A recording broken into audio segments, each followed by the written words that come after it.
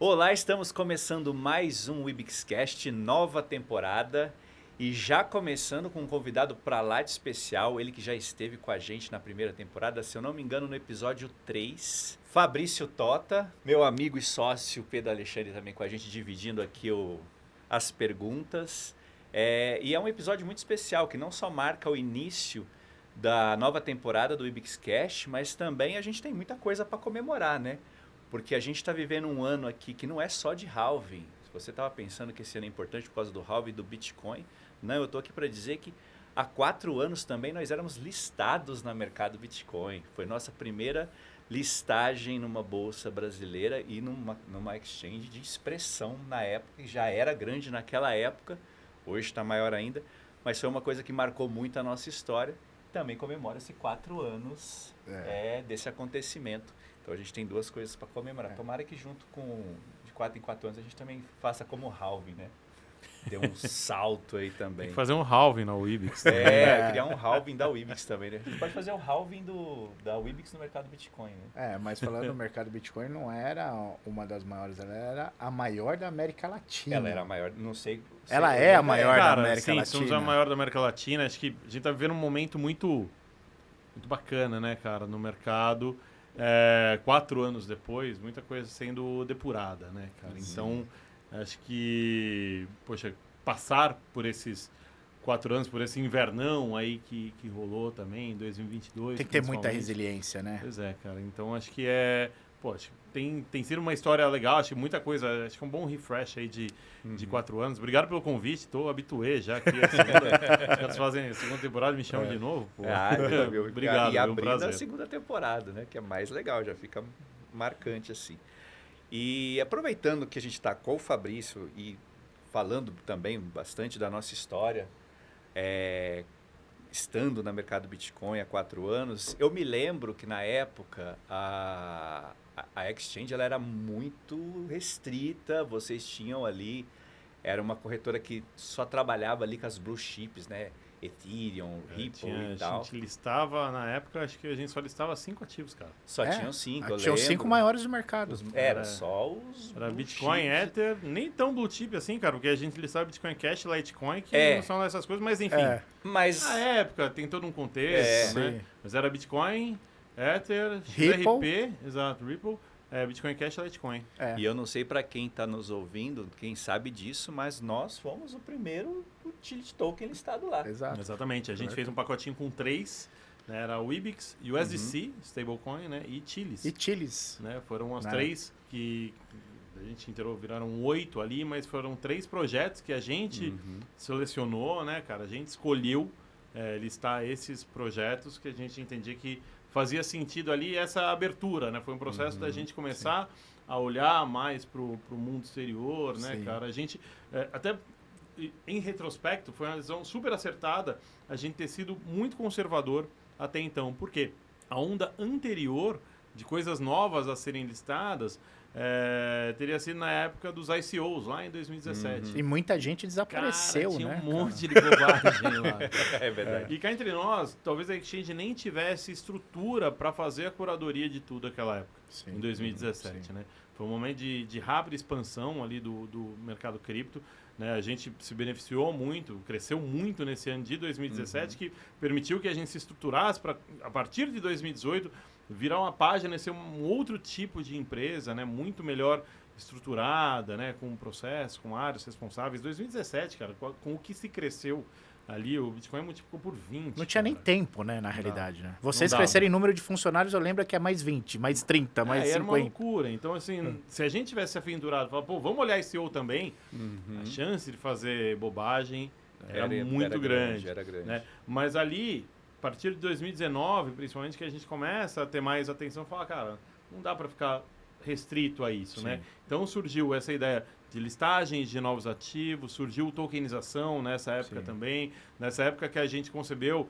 a ideia de criar uma instituição de pagamento nossa, que hoje está de pé, está no ar, né? Então, até a ideia de criar uma gestora de recursos, que hoje a gente tem muitas ideias, foram gestadas ao longo ali de 2019. Foi spin-offando pela demanda, né? Exato. Mesmo, amadurecimento. E de olhar, cara, falar, poxa, com esse crescimento absurdo que a gente teve, a gente chegou à marca de 1 milhão de clientes ali em 2018. Falei, cara, qual é o próximo passo? O que eu faço agora? Né? Eu tenho histórias para contar para esses caras. E se conectar com bons projetos promissores, não necessariamente consolidados. Né? A gente não fazia questão de que fossem projetos consolidados, mas promissores. E conhecendo mais a fundo o projeto antes da listagem era uma premissa nossa. Sim. E foi o que a gente fez lá, começando, vocês foram os primeiros. Né? O primeiro projeto local brasileiro que foi listado. Hoje temos outros também. Mas hoje é uma área de negócio, é uma área importante dentro da Exchange, essa área que cuida de listagem, esse relacionamento com outros protocolos, com outros projetos fora da Exchange. E você mencionou uma coisa bem interessante, que eu nunca tinha parado para pensar nessa estratégia, que no final se provou muito acertada de vocês, né?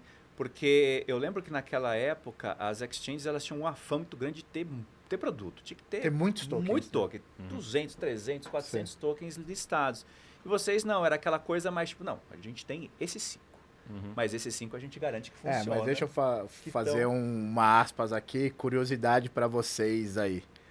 Nós penamos, né? Porque o compliance dos caras foi pesado. Eu ia até aproveitar para fazer essa pergunta. Foi pesado. Naquela ocasião, se teve alguma coisa ali que chamou a atenção de vocês, mas cara, esses caras estão tão insistentes, vamos ouvir o projeto, vamos dar... O que mexeu assim com vocês lá na época que a gente tava naquele namoro do tipo, cara, sabe que vocês não listam ninguém, mas listem a gente. Eu achei que você ia fazer uma outra pergunta, né? Porque hoje a gente lista mais de 200 tokens. Achei que eu ia me perguntar, pô, vocês foram chatos pra caramba com a gente. Todo mundo abriu a porteira. Eu vou deixar passar essa. Obrigado. Mas enfim, cara, acho que assim, por ser o primeiro, a gente foi mais diligente até do que a gente é hoje, entendeu? Mas assim, principalmente, cara, por ser um projeto local, por a gente conseguir ter acesso às pessoas envolvidas, a vocês, ao conselho e tudo mais, isso chama muito a nossa atenção. Fala, cara, o que tem aqui dentro? Tinha realmente um projeto ali que foi apresentado, né? E assim, tudo que vocês mostraram, óbvio que, cara, isso acontece com qualquer relação, com qualquer token ou com empresa, parceiro, com quem a gente negocia. A gente sempre faz um double check. Eles falam, eu tenho isso. Putz, tem mesmo. Vamos mudar mais um pouquinho. Será que é verdade isso, né? Cara, a gente sabe, o mercado é um ovo, cara. Né? Então, aqui nesse prédio, onde a gente está gravando, tem diversas empresas com as quais a gente se relaciona. Olha que coisa curiosa. Só nesse prédio aqui, onde a gente está gravando aqui em São Paulo. Né? Então, a gente consegue esse acesso muito fácil. Não tem como vender fumaça nesse mercado que é tão restrito, né? Então, a gente sempre vai buscando, assim, essas validações, essas verificações, são mais do que o papo, mais do que o contrato, mais do que está ali no papel, e ver se as pessoas têm realmente condições de entregar não só o que está ali no papel, mas de entregar todo o sonho, o roadmap que ela está colocando. Mas, a gente sabendo também como as dinâmicas do mundo cripto. A gente passou por isso, a gente passa por isso o tempo todo. Vocês desbravaram o mercado. Vocês foram quase pioneiros no mercado. Não, fomos pioneiros, de fato. O MB foi fundado em 2013. É uma das 10 primeiras exchanges a serem criadas no mundo. Caramba. E uma das poucas que ainda vivem. Tem história aí, né, cara? E até hoje de manhã a gente estava fazendo... recebendo alguns funcionários novos lá, e eu fui escalado para contar um pouquinho da história do MB, né? E bater um papo com a galera ali, não só contar a história. E uma das coisas que eu estava falando, que é uma coisa que a gente tem que se acostumar dentro do mercado cripto. Eu falei para a turma, galera, não se assustem com isso, é uma coisa que a gente viveu e vive lá no MB, e vocês vivem também. Às vezes o que você quer construir, no meio do caminho, você tem que corrigir um pouco a rota. Às vezes você tem que corrigir bastante a rota, sabe? E às vezes, pô, mas vocês mudam de ideia o tempo todo? Eu falo, não, cara, eu tô me adaptando. Mas sabe qual é o problema disso? Muitas vezes você tá tão à frente do que o mercado do senso comum ainda está acompanhando, seja da tecnologia, ou seja deste movimento, que você tem que quando você ajusta a rota, muitas vezes até dá 2 passos para trás, né? Dá aquela sentada para poder, de fato, seguir, às vezes, né? Acho que e é legal, né? O muito à frente do seu tempo não é benefício nenhum. Nenhum, ao contrário, né? Custa muito dinheiro, então, custa a cabeça. E assim, essa capacidade de se adaptar e entender também os 3 projetos, cara, se pegar o Ibix, USDC, da Circle e Chiliz, os 3 mudaram significativamente desde quando a gente começou a conversar ali na listagem até agora. Todos foram para plataformas praticamente, né? Exatamente. Os 3 mudaram, né, os seus modelos de negócio para um modelo mais de plataforma. A Circle com uma ideia de stablecoins mundo afora, em diversas moedas. Sendo base para várias transações, né? Exatamente. Né? Chiliz como essa plataforma de entretenimento, não só o fan token ali do clube, ele sendo essa ponte, e vocês também com essa ideia de ser plataforma para outras coisas serem criadas em cima do que vocês já construíram. Né? Então, não tem problema não fazer o que estava escrito ali no papel, no comecinho, sabe? Em termos de roadmap. Mas o importante é a gente saber que a gente está lidando com empreendedores, com pessoas, no final do dia, que são capazes de integrar, de perseguir, de perceber esses movimentos e corrigir a rota para entregar. E sabe que isso ia de encontro também com o que a gente imaginava, né? Porque quando nós entramos no mercado cripto, lembra que a gente falava assim, cara, nós vamos ser anfitriões dessa tecnologia para o mercado da economia real? Vamos, beleza, porque a maioria era tudo digital, não? Real, tudo mais. E aí a gente começou a chamar pessoas para o nosso conselho que já eram de relevância, já tinham uma certa robustez empresarial, já eram pessoas que eram influencers nos seus respectivos mercados, né? E aí, quando a gente formou o conselho, a gente olhou para trás e falou, caraca, o que a gente fez? Nosso conselho, com toda a modéstia do mundo, é conselho digno de multinacional. Só que dentro do conselho, na época, nós poderíamos ter listado em várias exchanges. Várias exchanges. Algumas você chegava lá, pagava, outras listando qualquer coisa e tal. Mas em decisão do conselho, não. Nós vamos começar pelo nosso país, pela maior que tem, e vamos seguir esse caminho. E aí, com esse namoro e a gente ali estreitando os interesses, nasceu essa relação tão legal de 4 anos ali e tudo mais. Mas convergiu as visões de projeto e de mercado. Pé no chão, consistência, trabalho, mas sabendo o ponto 1, 2, 3, exatamente o que ia ser executado, né? Isso eu achei, e sou muito grato por nossa relação até hoje, né? Por causa disso. E complementando até um pouco do que o Fabrício comentou ali, que você deve ouvir muito isso, assim como às vezes a gente ouve também, do tipo, mas vocês ficam mudando o rumo da empresa o tempo todo, fica dando cavalinho de pau no modelo de negócio o tempo todo, parece que vocês não sabem o que querem. E na verdade, ao contrário, né?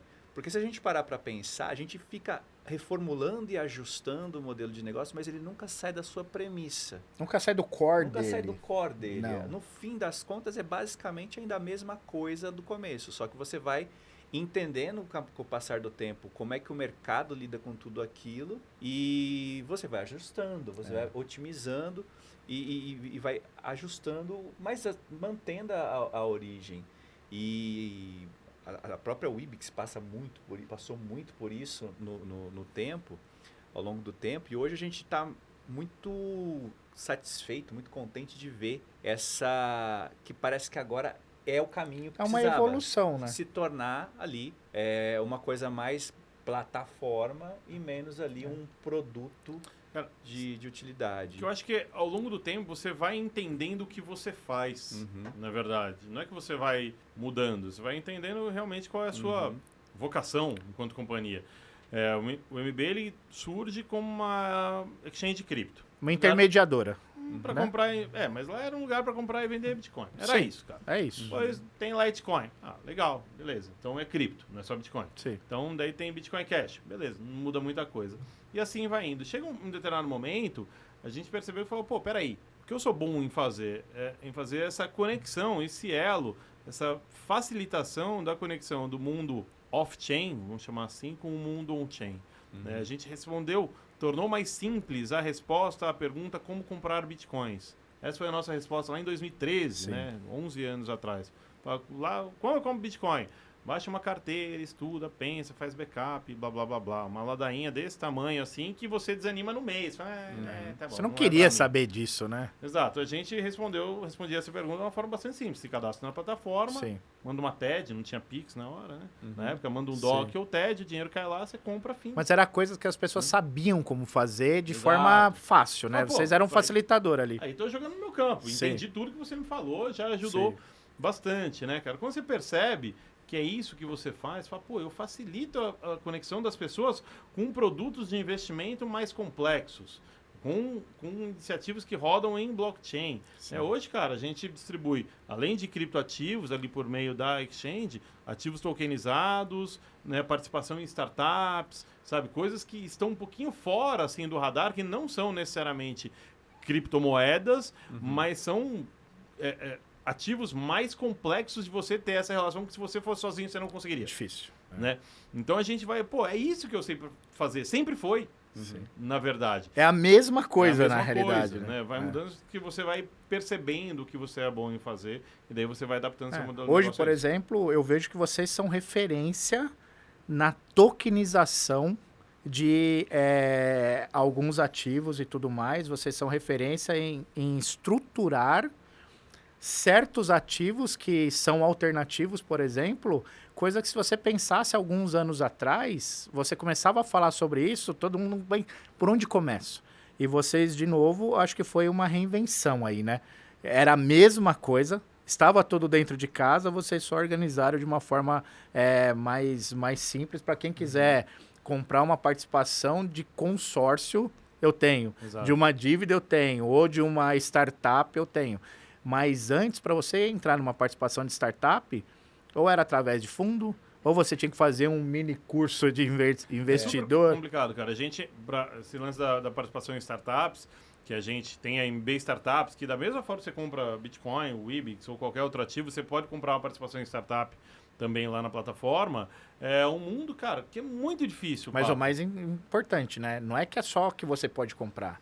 Na verdade, você pode comprar com nível de acesso e valor que você paga infinitamente menor do que o mercado dispunha. Que exatamente, acho que fazendo uma analogia, era a resposta à pergunta, como eu invisto em startup? Você, putz, conheça um founder. Você já perdeu o cara nessa. Que founder, meu amigo? Do que você tá falando? É de comer o bebê. Sabe? Para uma pessoa que não está habituada, sabe? Vai Sim. ficando mais complicado. Poxa, conheça alguém que esteja disposto a fazer uma captação, a levantar recursos. Veja o cap table, veja o runway. Você começa a entrar em terminologias, até o jeito de você conversar ali é super complicado, é super chato até. Sabe? Quando a gente torna isso mais palatável, a gente está buscando quebrar essa barreira e falar, cara, você, pessoa comum, você pode ter uma carteira de investimentos em startups.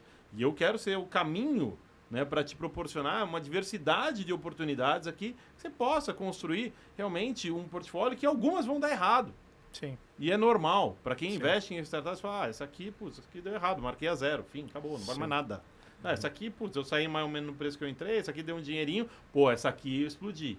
Né? Mas para você ter tudo isso no cardápio, você tem que investir numa quantidade significativa. Mas fazendo uma analogia a esses ativos. Fazendo uma analogia, é mais ou menos assim. Quando a gente passa um cartão de crédito, por exemplo, quando eu passo cartão de crédito, eu não sei se tem o emissor, o subadquirente, o liquidante, ou não sei o quê, né? Lá já fez a curadoria, já fez todo o compliance das startups que estão ali, com certeza. Tem todo um processo, né, que a gente passou só para ser listado, imagina para os caras estarem lá.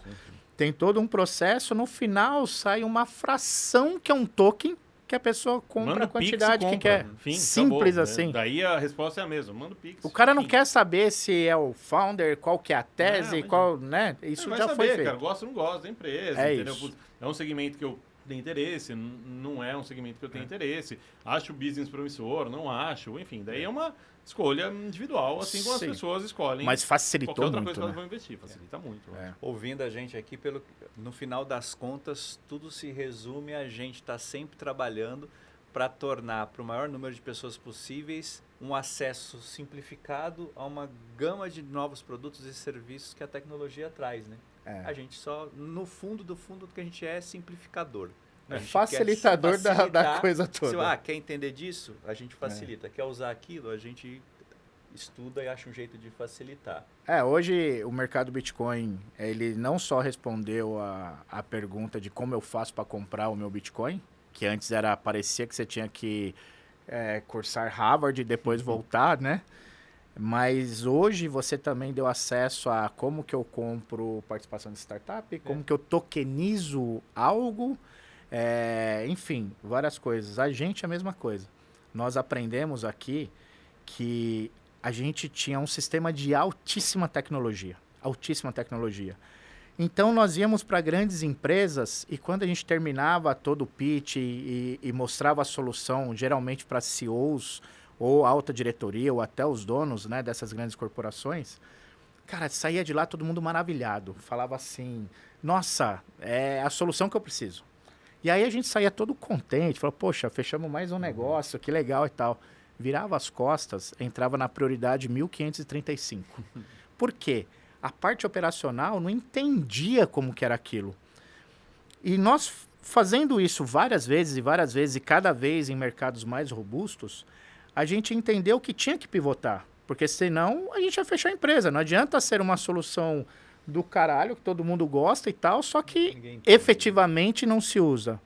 Então, quando nós descobrimos a CRIA, que era um facilitador, que era um tradutor de grandes ativações do meio publicitário para falar com a base da pirâmide mesmo ali, com toda a galera de comunidades de games, de artistas, falava ali mesmo com a galera que consumia, mas lá na ponta, nós falamos, caramba, cara, se a gente colocar o que a gente chama hoje de inteligência gamer, se a gente colocar uma inteligência gamer acoplado ao nosso sistema de altíssima tecnologia e a gente conseguir essa tradução melhor para a comunidade direto, as empresas virão por osmose, porque as empresas querem atingir as comunidades. Então, a gente fez isso. E durante todo o ano de 22 e 23, a gente fez toda essa transformação, reformulação, e, né, junto com a gente, que não está aqui hoje, mas o Dom Thiago com a CRIA, que hoje faz parte da Wibix Company. Cara, foi a melhor coisa que a gente fez na vida. Por quê? Hoje nós conseguimos falar da Wibix através de como se usa nos produtos. A pessoa, poxa, entendi. Antes você tinha que ficar explicando, era mais difícil. Então, realmente, essa parte de se ajustar, pivotar, voltar... Eu não sei se você estava lendo minha colinha aqui, mas você sem querer levantou a bola e deixou de bandeja para eu fazer uma pergunta que eu queria fazer pro Transmissão, né, cara? Que eu falei que já que eu tô com um cara de mercado, deixa eu aproveitar e fazer a pergunta que todo mundo gostaria de fazer, né? Pegando um pouco do gancho do que o Ale estava falando, da vinda da CRIA e dessa nova forma de olhar as nossas soluções nossa infraestrutura, a gente percebeu, com a ajuda deles, que era muito estratégico a gente oferecer tudo que a gente tem de infraestrutura através de parcerias de uma indústria que é muito engajada, que é a indústria da música e dos games. Sim. Aí eu te pergunto, Fabio, você que é um cara que lida mais com o lado do mercado, mais do lado especulativo da coisa toda, e entende também um pouco essa necessidade diária da gente estar criando produtos e tornando mais fácil o acesso. E a dificuldade de furar a bolha, né? Essa dificuldade de furar essa bolha, de não ser uma coisa de nicho, só de trader e tudo mais.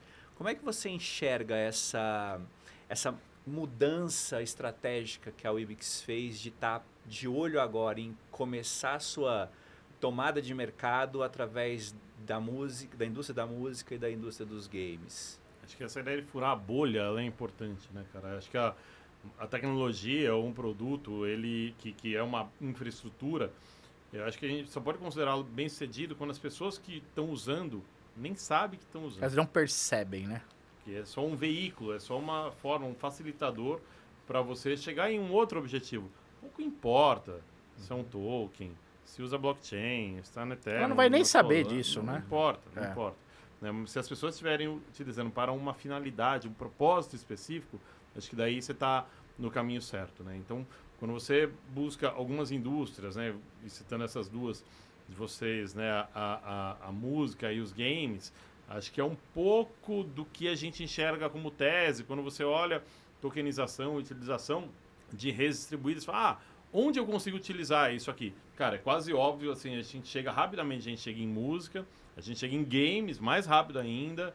Outro que vocês não citaram, mas é os esportes também, algo que frequentemente... O engajamento está latente, né? Exato. Não foi, acho que não é um tema que vocês elegeram, mas, pelo menos não que eu saiba, mas que são indústrias que têm essa relação com o fã, com a torcida, com quem consome efetivamente, né? Com quem está muito ligado, muito engajado realmente, seja com o artista, seja com o jogo, a produtora, enfim. Então, acho que são dois campos, assim, cara, muito férteis, mas muito difíceis também de você penetrar e ser bem sucedido. Mas se furar, a coisa acontece normalmente, né? Não é fácil, cara. Não é fácil. Se fosse fácil, alguém já teria feito. Mas, assim, acho que o espaço existe e é muito... E você fala com o cara num outro momento, né? Acho que quando você fala sobre... Quando você está falando sobre investimentos, que é muito mais o nosso caso, né? Quando a gente fala de você utilizar cripto como um veículo de investimento, ou investir em startups, ou nos ativos tokenizados de renda fixa digital, você está num papo mais sério. Sim. É um papo um pouquinho mais quadrado, de investimento. Você está colocando dinheiro ali, a seu dinheiro. Exato. Sim. Coloca agora para colher depois, etc. Quando você vai para o campo do mero entretenimento, putz, cara, você pega o cara relaxado, você pega o cara com outro mindset, muito mais de consumo do que de investimento. Sim. Sabe, pô, tô pagando para eu me divertir, cara. Tô pagando porque eu gosto desse artista, dessa marca, desse jogo, desse item, seja. Sabe? Então, acho que é muito... E é um mercado também gigantesco, né? Não é porque não é investimento que ele é pequeno, muito pelo contrário. São dois mercados muito grandes.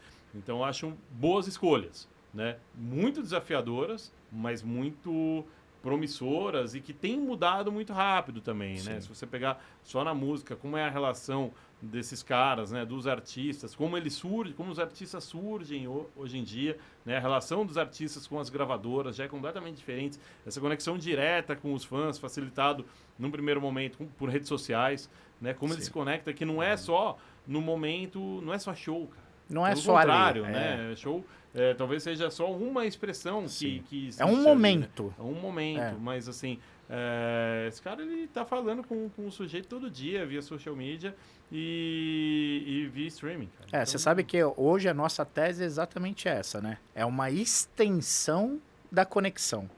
Então, se o artista, especificamente, depois que ele terminou o show, tem aquele auê, aquela emoção, legal. Mas depois que ele sai dali, o fã ele continua sendo fã. O fã ele continua tendo toda a emoção, mas como conectar? Como chegar mais pertinho dele sem ser só pelo Instagram, só pelas redes sociais?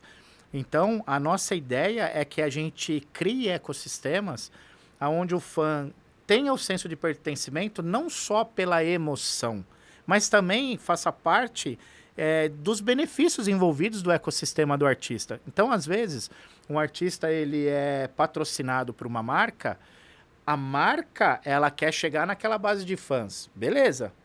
Mas o fã que está ali, ele acaba sendo só uma estatística.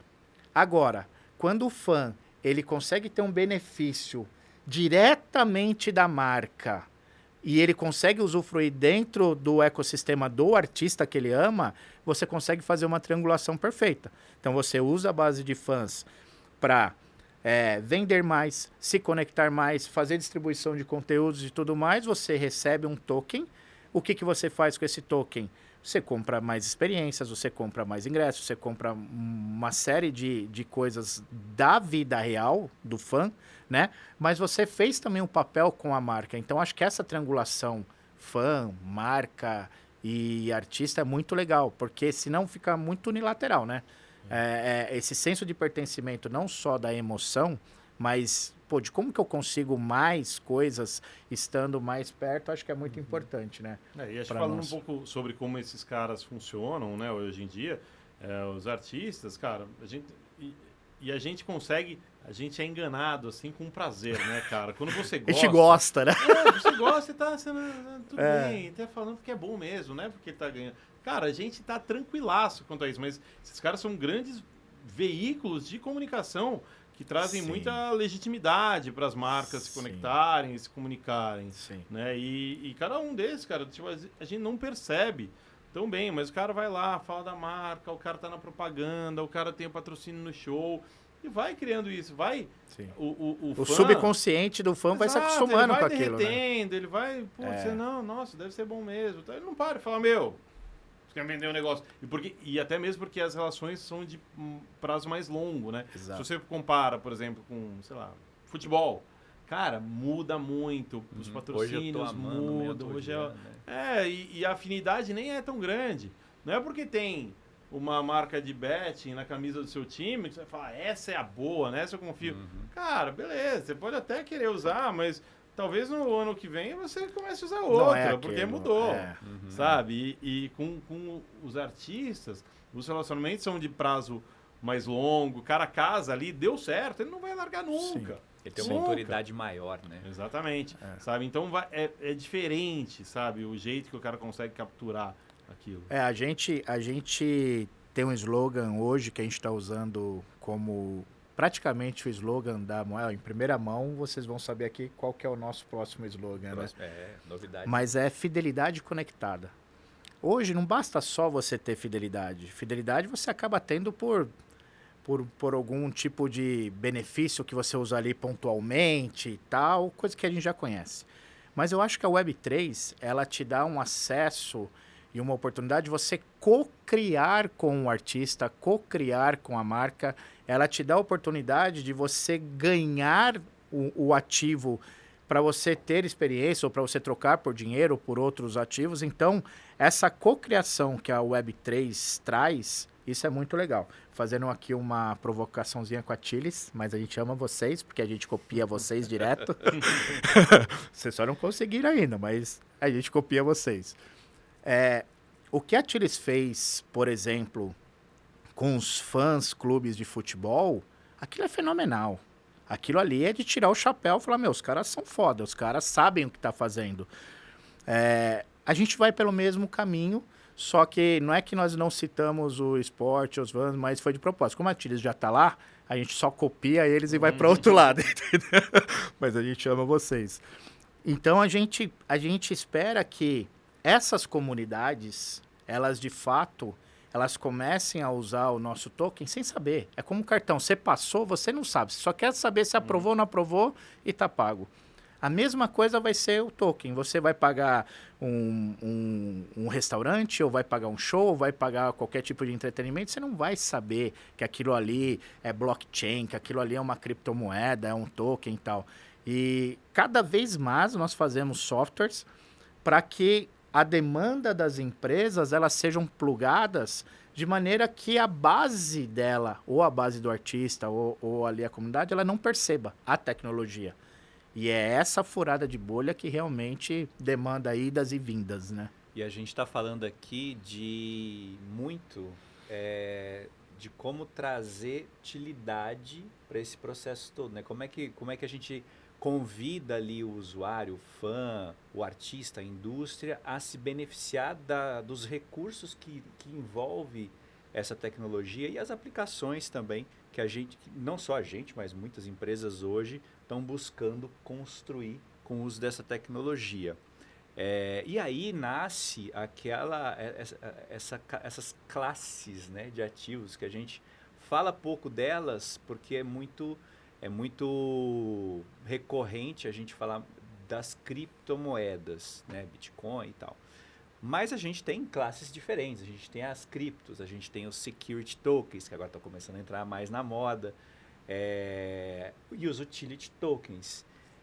Fabrício, como é que você vê assim, essas três estradas? Como é que você vê ali a longevidade desses três caminhos, assim, da classe dos criptoativos, da classe dos securities, dos utilities? Como é que você vê o papel dos utilities nesse cenário macro todo? Qual que é a sua visão nesse sentido? Acho que os utility tokens, né, alguns foram utilities travestidos de outra coisa. Né? Tinha uma carinha de utility para representar um security, às vezes, né? O que não é um caminho interessante. Mas essa ideia do token que ele pode ser, ele tem um valor porque ele é útil para alguma outra coisa, e essa outra demanda é o que acaba direcionando o preço, efetivamente, cara, isso é muito matador. É difícil você criar um tokenomics que funcione. Sim. Né? Esse é o ponto. Como Sim. que você vai estimular essa demanda, né, cara? Então, uma coisa relativamente complexa e que você fala, cara, beleza, onde você vai estimular essa demanda e como que vai ser o processo? Fala, tudo bem, mas esse novo detentor, ele faz o quê? Putz, ele vai Quais são os ganhos reais dele para isso, né? Exato, né? Se ele for, ele vende no mercado e daí para pegar porque ele quer, o que ele quer de fato são reais, daí meio que não funciona. Sim. Porque daí vai ter um equilíbrio ali entre oferta e demanda, o negócio não vai sair do lugar e você não consegue fazer o ecossistema girar, né, cara? Então, é difícil, complexo, mas muito importante que a gente consiga estimular e criar as relações necessárias com essa ponta final aqui, né, que normalmente... Essas mecânicas, as mecânicas, que uma ponta importante são as grandes corporações que vão dar vazão, né, são a grande linha de chegada. São os grandes liquidantes da história toda. Exatamente. Né? Na realidade, essa pergunta fazem pra gente a todo minuto. Poxa, mas qual que é a vantagem de eu ter um utility token ao invés de eu comprar um Bitcoin ou qualquer coisa assim? Aí eu falo, cara, vamos começar 2 passos para trás. Primeiro, existe um mercado especulativo, existe um mercado de demanda onde você tem um criptoativo que ele pode ou não subir, valorizar, aquela coisa toda. Existem os utilities que eles servem para algo, então você consegue com aquilo comprar algo dentro do ecossistema. Existem ali as moedas, as stablecoins e tudo mais, existem os memes, só que assim, os utilities, eu acho que eles são os únicos tokens ainda que eles não se provaram no mercado no sentido de o que vai ser daqui para frente.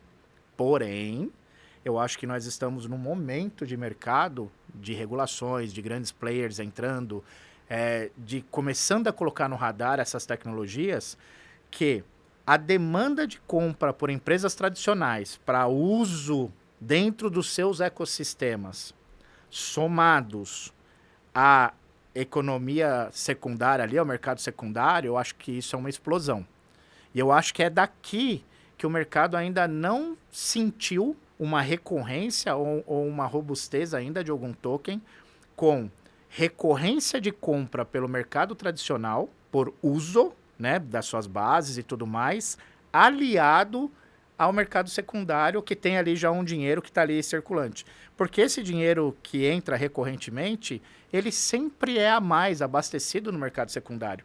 Então, acho que essa equação ela não foi provada ainda. Ela não foi experimentada. Provada, eu acho que é inerente ao processo, ele é inerente à evolução do mercado. Né? Porque está aí as tokenizações, está aí todo o processo que daqui a pouco é uma troca de um para lá, outro para cá. Porém, eu acho que a gente está muito próximo realmente de ter recorrência em grandes volumes de uso pela economia real, mais o mercado secundário. E aí eu acho que esse tokenomics começa a fazer sentido, né? E a em gente escala. A gente tem visto, né, cara, mudanças, assim, é natural até que essas mudanças ainda aconteçam. Se você for olhar, cara, com o utility token, talvez passe ao largo, assim, que ele é um utility token no final do dia. O Ether. O Ether, ele tem uma utilidade, que é pagar gas fee, bem pago, diga-se de passagem, né? Pagar a gas fee da rede Ethereum. Sim. Né? E a mecânica, né? O tokenomics da rede Ethereum mudou recentemente. Sim. Né? Que passou até hoje, existe de fato uma deflação na rede Ethereum. Né? O Bitcoin não é deflacionário, o Ether hoje mas não era assim. Sim. Né? Então, já foi um ajuste muito legal, né? Exatamente, você vai fazendo esses ajustes e, pô, se o mais consagrado ajustou, qual é o problema de você ajustar o seu também? Exatamente isso. Sabe, óbvio que você tem que ter você tem que ter mandato para isso, enfim, tem vários stakeholders aí envolvidos nessa equação, mas, cara, é algo que vem sendo experimentado por diversas organizações no mundo para ver qual é o modelo que mais se encaixa, o modelo que vai fazer sentido para atender os objetivos daquela organização, daquela companhia, daquela DAO, protocolo, o que seja, e, eventualmente, o objetivo dos token holders, que, eventualmente, são os caras que estão ajudando a financiar uma determinada empreitada, Sim. ex-post, né? Depois que o token já foi colocado no mercado. Sim. Legal. Agora vamos passar agora para umas perguntas mais de mercado. Fase 2 aqui das Você vê quem tá te perguntas, ó. provocando, né? É. Tô dando minhas voltas aqui para chegar onde eu quero. Fabrício, no início do mercado Bitcoin até hoje, o que você enxerga que mudou no mercado de cripto? O que permanece fazendo sentido hoje na sua visão de lá para cá? O que mudou é tudo, né? Só. Quase tudo, vai. Mas era uma lanchonete numa garagem e hoje, cara, é uma cadeia de restaurantes gigantesca, sei lá. Pelo mundo, né? Cardápio enorme, né? Dá pra fazer trocentas analogias, né?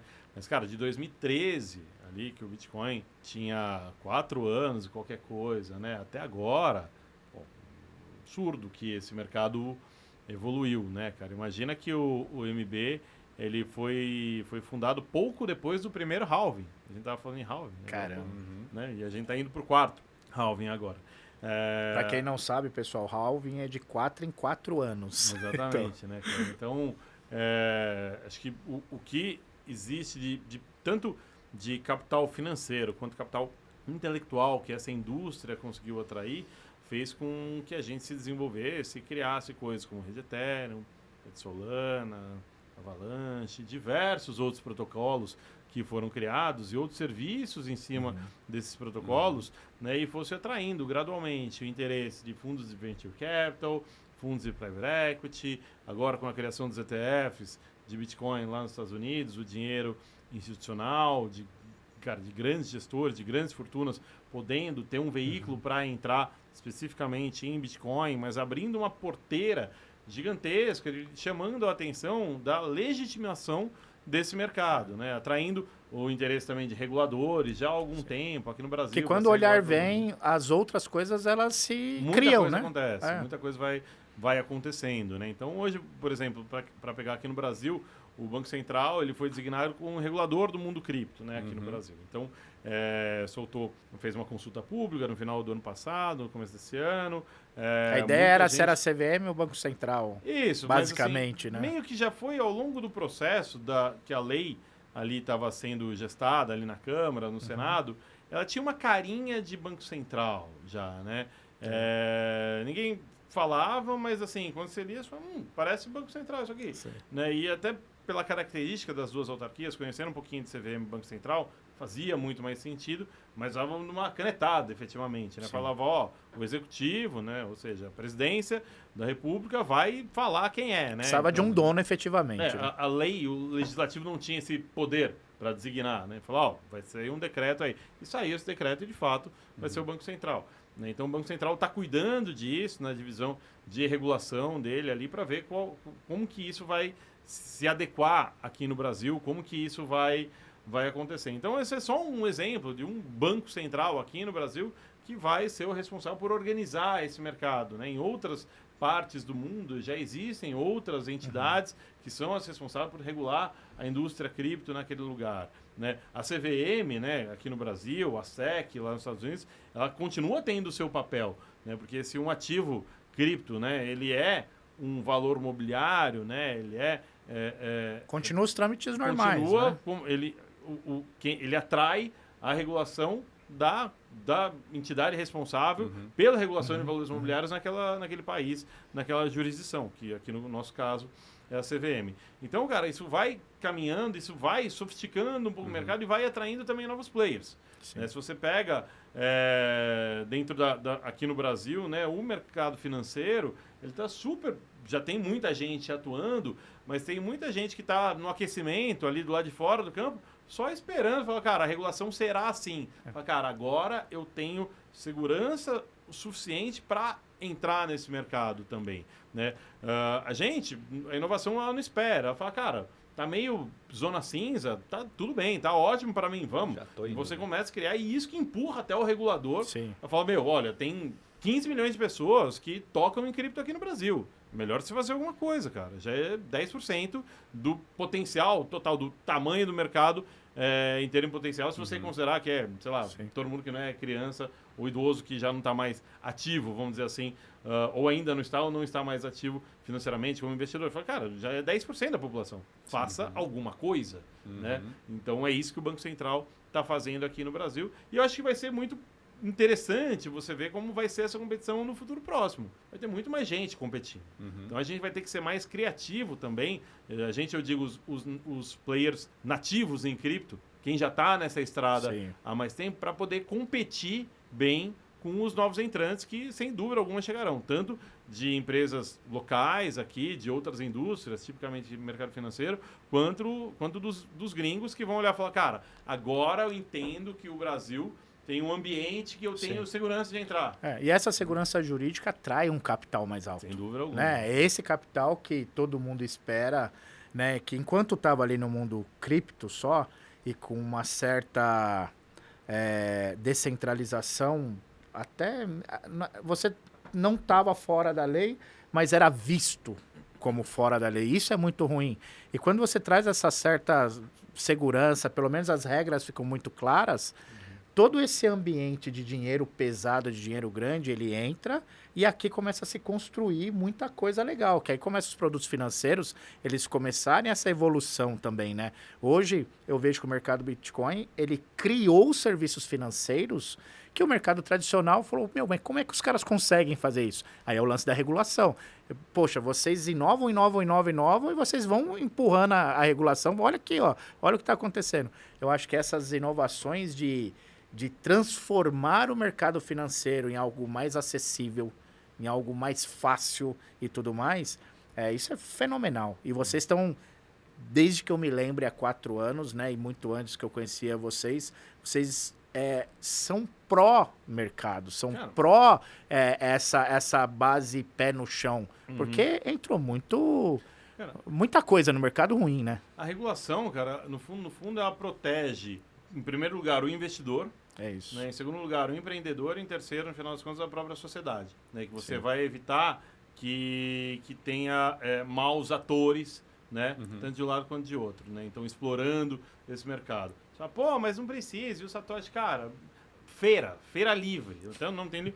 Feira tem regra, cara. Sim. Quem vai na feira já deve ter percebido que toda vez... Tem um dia específico para lá acontecer, uma hora específica para lá acontecer. É o mesmo cara que vende batata, é o mesmo cara que vende cebola. Ele tá no mesmo lugar. Ele tá no mesmo lugar. A barraca de pastel fica sempre no fim da É fila. o mesmo cara do pastel, às vezes tem um na entrada, outro na saída. Mas não é festa, entendeu? Cara, tem regra. Na feira tem regra.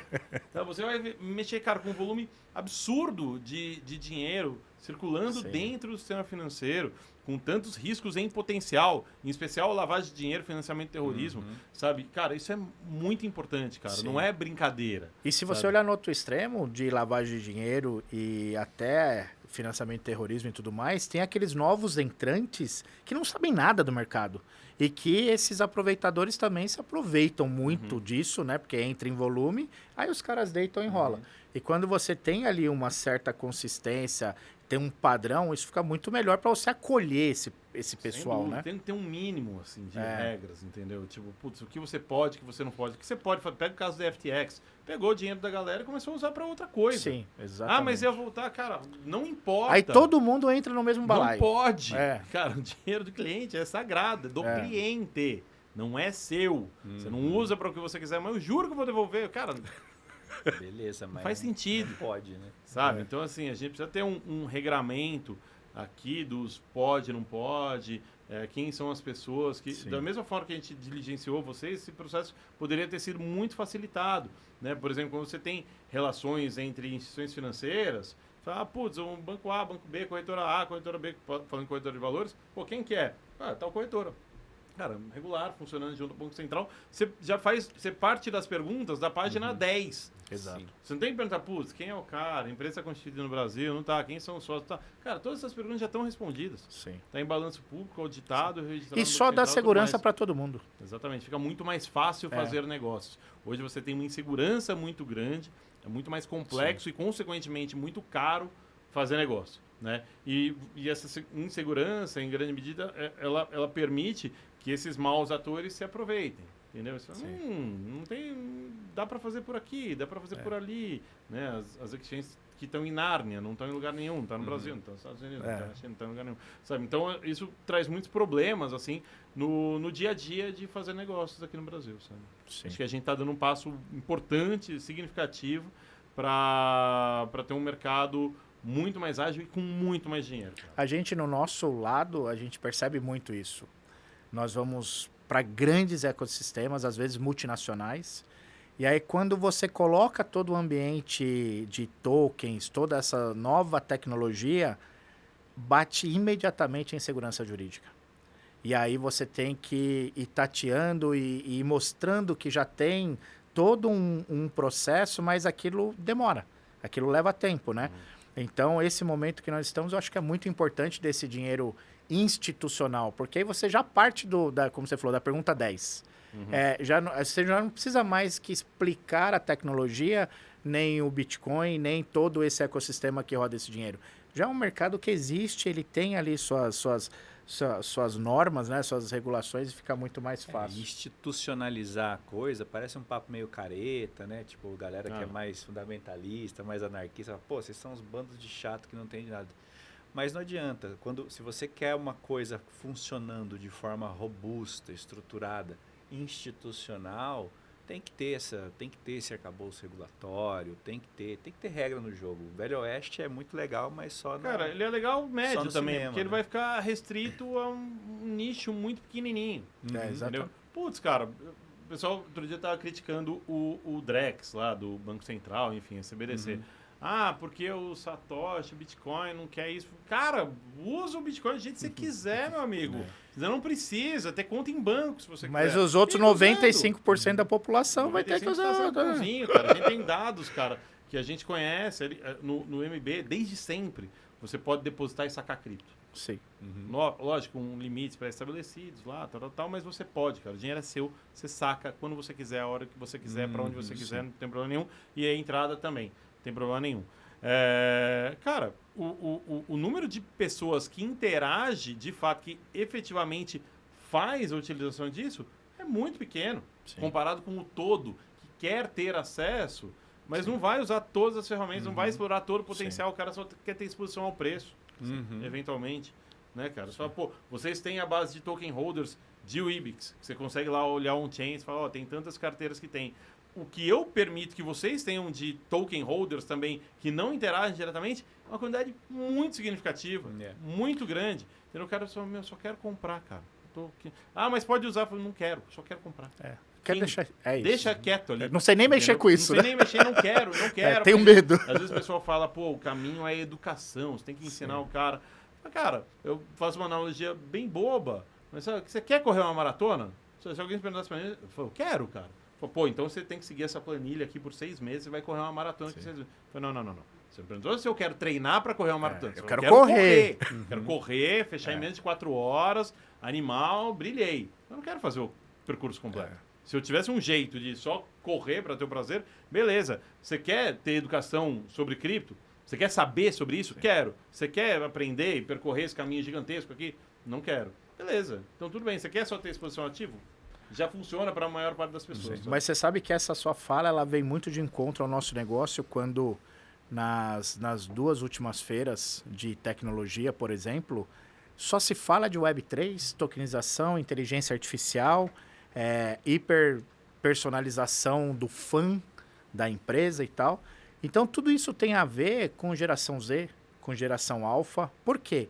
Essa galera, ela está crescendo com esse chip automático, ninguém precisa explicar nada, você não precisa fazer a educação de nada, só que ele está crescendo num nível de consumo e de usabilidade tão rápido que se as empresas não se adaptarem, tá fora.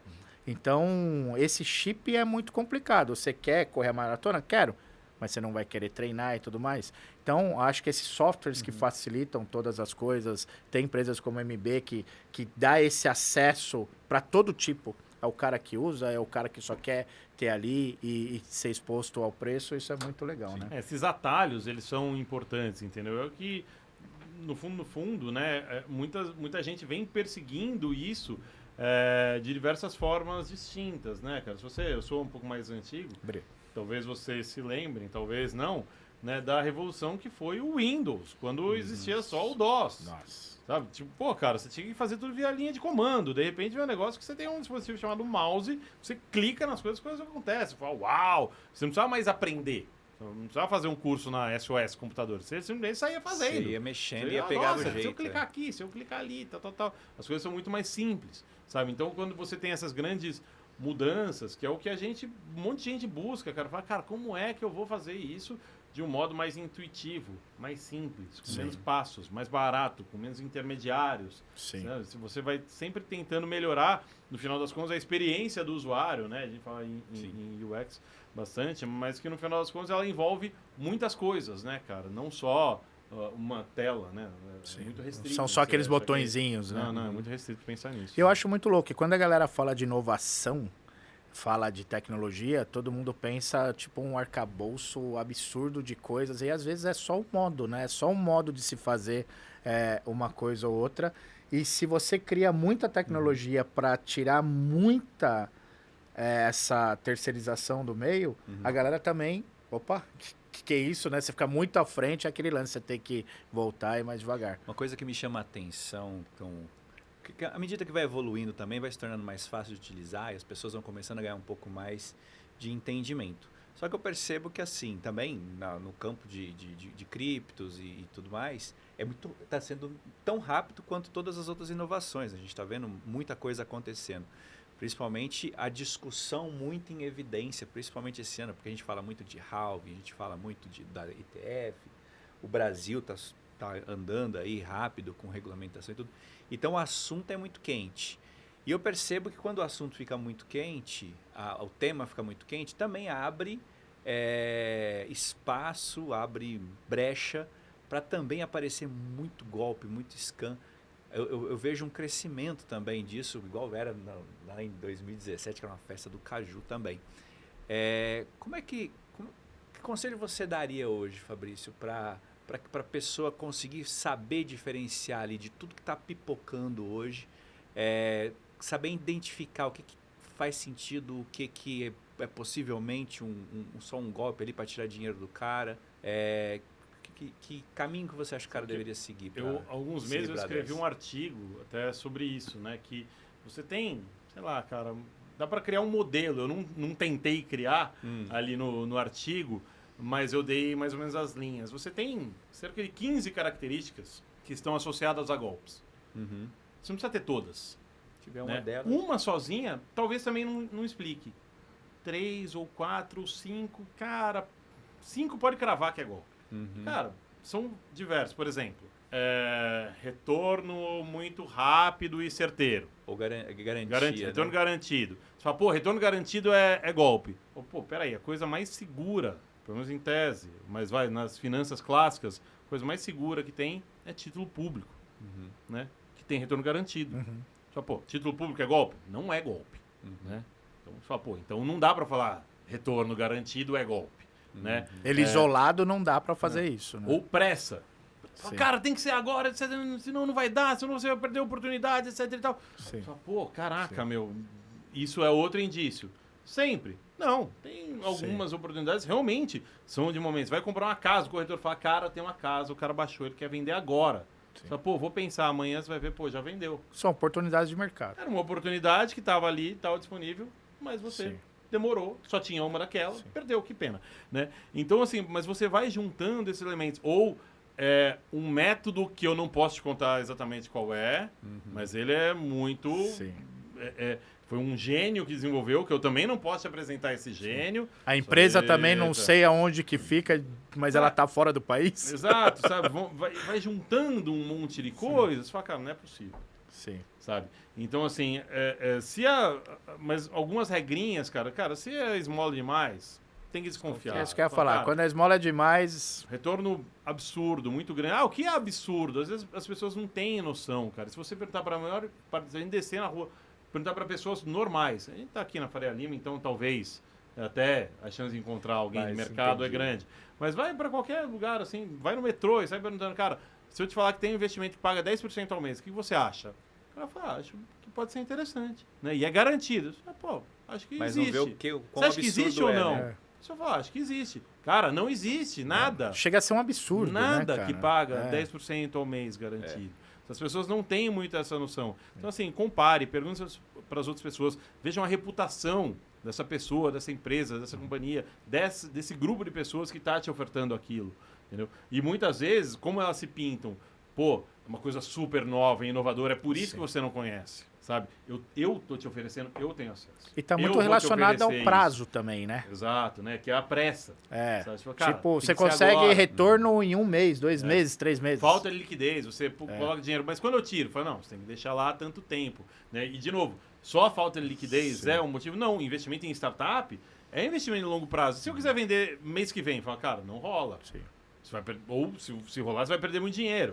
Né? Então, são várias coisas associadas, assim, a gente acaba tendo um olho treinado, mas o principal é a reputação da pessoa, das pessoas, ou da empresa que está oferecendo aquilo. Você tem que conseguir verificar de outras formas, né? E também a rentabilidade que te é oferecida. O tipo de oferta, se ela é muito descabida, muito fora de mercado, né? Cara, e pesquisa, fale com outras pessoas, troque ideia.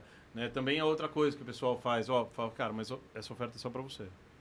Você não pode falar com ninguém, senão não vai dar. Não existe isso, né? Você vai falar, cara, se eu comentar com outra pessoa, não, é só pra você. Caramba. Sabe? Então, Sem camisa amarela. e, meu, a gente faz coleção de coisas absurdas, assim. Tava um áudio circulando esses dias, cara, aí passava, dava um rolê o negócio, cara. Era NASA misturado com um professor, com o Satoshi, com o Neymar. Tinha de tudo que você pode imaginar de loucura. Tinha no áudio, assim, era uma pérola, elaborada cara. mesmo. Você vê, cara. No Igreja no meio. No nosso tudo, meio, cara. patentearam até a internet, cara. Patentearam até tecnologias abertas, Patenteia. Cara, golpe existe desde que o mundo é mundo, cara. Eu trabalhava em corretora de valores antes. Com alguma frequência, chegava alguém que tinha caído no golpe ou estava prestes a cair, que mandava pra gente algumas coisas sobre título público, que é a coisa, como eu comentei, mais segura, é a base ali de matemática financeira, que tinha umas LTN. LTN é o nome de um título público, né? A letra do Tesouro Nacional. LTN série roxa, verde, amarela, tinha umas cores, assim. Sim. E os caras mandavam um print, assim, das cautelas, assim, dos títulos em papel, dentro daqueles saquinhos zip, sabe? Para não estragar, assim. E com uma carta anexa, evidentemente falsa, com o timbre da Secretaria de Tesouro, com o nome de um secretário de Tesouro que realmente existia, assinado. E às vezes até laudado, né? Era um laudo, era um laudo reconhecido em cartório, caramba, 4. Os caras são criativos, meu. Então, assim, existe de tudo desde que o mundo é mundo. Sempre vai existir, sabe? Ou pedra preciosa, que não é preciosa coisa nenhuma, sabe? Eu coleciono essas histórias, assim, sabe? Tipo, de ver onde a criatividade das pessoas vai, sabe? Deixar cair um anel no chão e tentar te vender. Mas eu acho que isso é muito legal também. Eu acho que é importante a gente diferenciar algumas coisas de mercado, né? Por exemplo, para quem é player de mercado como nós, você vê a ascensão às vezes e o que mexe de volume e tudo mais, uma meme coin, e chega a doer o coração, porque você fala, poxa, aquilo ali não é nada, aquilo ali é uma zoeira, é uma brincadeira mesmo.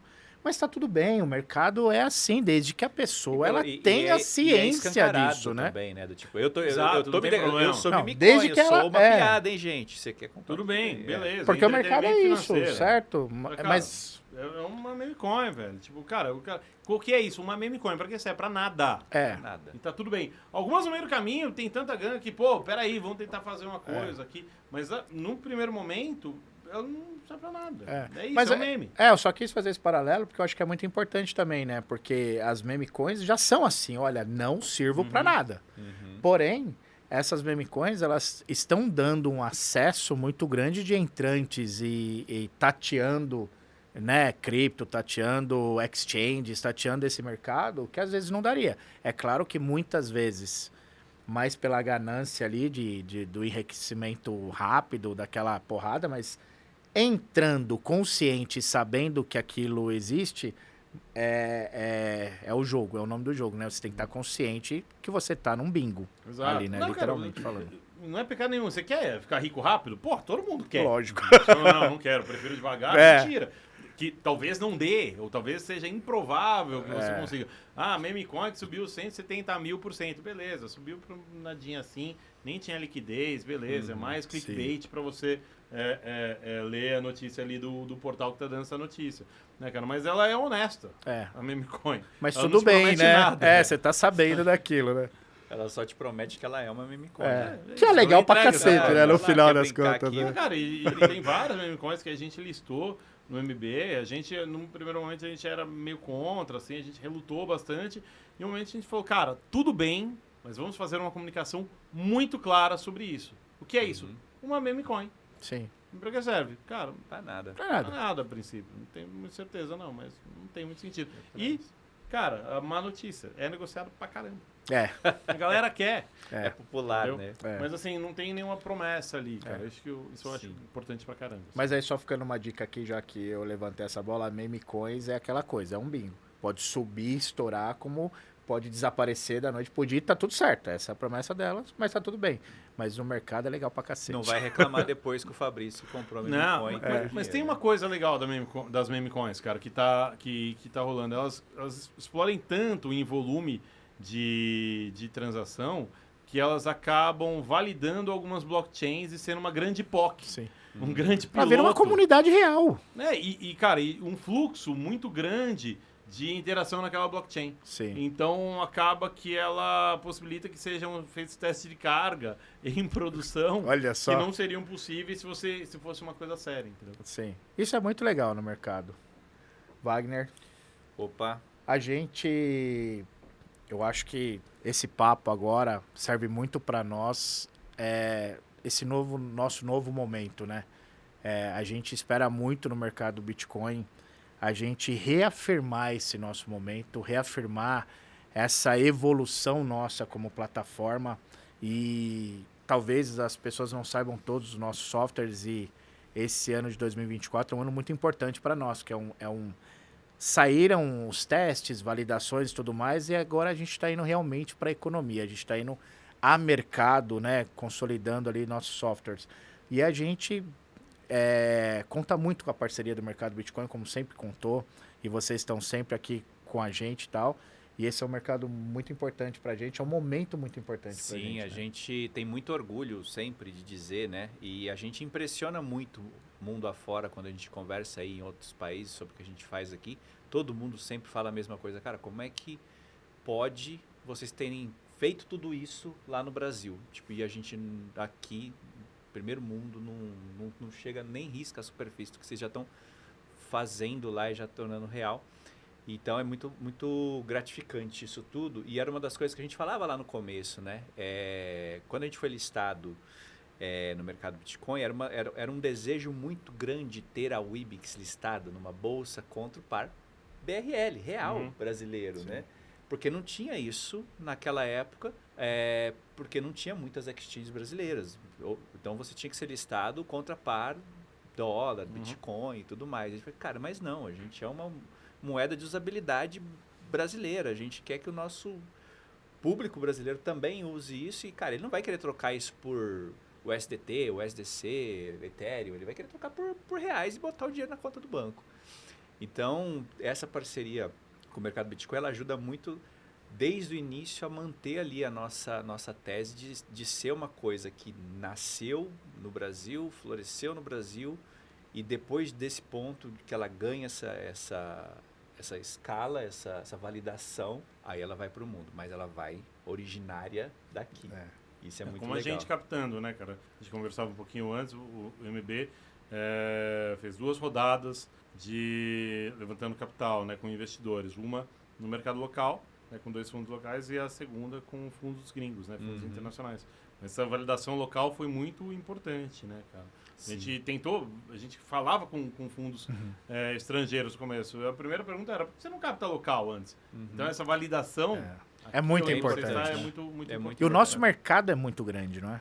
Sim, cara. Felizmente a gente tem um mercado financeiro de capitais menos, mas enfim, existe um ambiente de negócio muito interessante, muito propício aqui no Brasil. Cara, o Brasil é um país grande, uma das 10 maiores economias do mundo, enfim, um sistema financeiro super bem desenvolvido.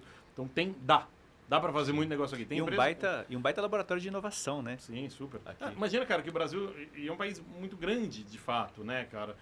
As empresas, elas são fundadas aqui no Brasil, são criadas, e muitas delas com o objetivo de atender somente o Brasil. Você fala, nossa, mas não é falta de ambição. Eu falo, cara, o Brasil é metade da América Latina, se eu tô atendendo metade, já tá bom, né, mal, cara? né? Então, assim, a gente é relativamente distante, né? A gente faz fronteira peronomútil, né? Boa parte da população está mais na costa, a gente fala outra língua em relação à nossa região aqui. Então, esse foco em atender bem o mercado brasileiro, ele acaba sendo muito benéfico em alguma medida. E dá para viver assim, né? Óbvio que faz parte do playbook ali, você fala, cara, depois eu vou fazer uma expansão Latam, eventualmente Europa, Estados Unidos, Ásia já é outra vibe, muita diferença cultural, tecnológica e tudo mais. Mas assim, cara, tem espaço. Acho que dá pra gente fazer esse mega laboratório Brasil e depois tentar buscar fora. Bem legal. Pessoal, o papo, vocês viram que tá rendendo, né? Se deixar, tá a gente muito fica bom, aqui, né? Mas eu já tomei um beliscão aqui, que a gente tá estourando o nosso tempo. Eu acho que, não sei se o Aleda tem mais alguma pergunta para fazer, mas se tiver, pode fazer na sequência. Mas eu queria, agora que a gente está chegando no nosso encerramento, queria perguntar para você um pouco do futuro do MB, Fabrício. Como é que vocês veem assim, o mercado Bitcoin daqui para frente? Qual que é a visão de vocês de hoje para frente agora? Cara, sabe que a gente enxerga que é importante que o mundo cripto ele avance em outras frentes que não a mera intermediação de compra e venda de ativos digitais. Né? Então, você provocando isso com a tokenização, seja de dívida, né? Ou seja de equity, de proporcionar outras formas de investimento e também atrair, fazer com que ativos que são negociados hoje de outras formas, né? Em formas tradicionais, sejam ações, sejam imóveis, sejam veículos, que eles possam ser negociados na forma tokenizada, na forma digitalizada. Tanto de ativos que vão ser transformados, né, que eles já existem de uma forma no meio físico, vamos dizer assim, ou de outras formas ainda que digitais, mas que a gente vai trazer para uma forma tokenizada, quanto ativos que vão nascer tokenizados em algum momento, né? A gente pensar na escritura de uma casa ou no documento de um carro, ele pode nascer já on-chain em algum momento. A tecnologia já permite isso. A tecnologia né? já permite, ou ações, que sejam quaisquer títulos, eles podem nascer dessa forma. Eu acho que o Drex vai dar um mega empurrão nesse sentido. Só que a gente quer ir além, né, cara? A gente olha um mercado um pouco mais amplo, mais global, também com uma atuação local, mas com pretensões globais, para fazer com que isso continue se desenvolvendo. Já estão na Europa, inclusive. Exato, né? a gente tem uma exchange em Portugal, mercado Bitcoin em Portugal, a gente tem uma presença menor em desenvolvimento no México também, né? Mas a nossa ideia é de ser um dos grandes participantes aqui no mercado local que consegue ser esse elo entre o tradicional e o que está on-chain. Um facilitador total dessa evolução desses serviços financeiros, né? Exato. E também a gente se enxerga como essa plataforma, né? Eu tenho clientes diretos, mas eu também ataco o B2B. Né? Então, por exemplo, Magalu é parceiro nosso. Se você vai lá comprar Bitcoin pelo Magalu, você está comprando no fundo VMB. Né? A gente que fornece toda a infraestrutura. Né? Para alguns outros players também a gente oferece esse tipo de infraestrutura, né? De ser o Crypto as a Service. Né? A gente coloca essa camada para que o cara construa em cima.